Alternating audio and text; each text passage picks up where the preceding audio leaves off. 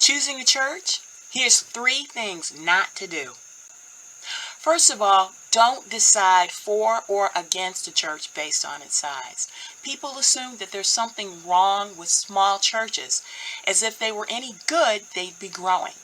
Large churches are avoided because people assume that they're watering down the message.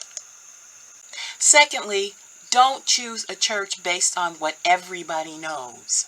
I avoided the church that I belong to now because everybody knows that that guy just tells people what they want to hear. I actually volunteered at that church in one of its ministries for 2 years before ever attending a worship service. When I finally decided to sit down and listen to a talk, I found out that what everybody knew about that guy was wrong.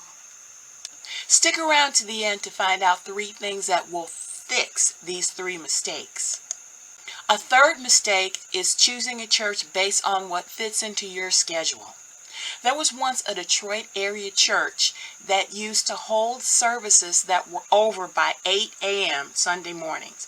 Someone I know chose that church because she got to check the church box off of her schedule and still had the rest of her day open. What this church taught only vaguely resembled biblical teaching, but that wasn't even a consideration. It was convenient, and apparently that was the priority. So how do you fix these mistakes? Well, first you pray about it. Ask God for wisdom and then follow His leading. Then make a list of all the things that you're looking for in a church. How far are you realistically willing and able to drive to church for services and for volunteering? What ministries can you help with or will you need help from?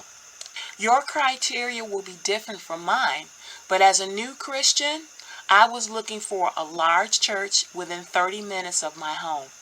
A large church was more likely to have opportunities to serve in my area of gifting. Second, make a list of those churches and visit them. Experience them for yourself, in person, preferably, or at the very least online. I visited at least 3 churches on my list before deciding on my first church home. The deciding factor? What I heard from the pulpit matched what I read in my Bible. The final check of reliable teaching is the Word. Pull out your Bible and check the church's teaching against it.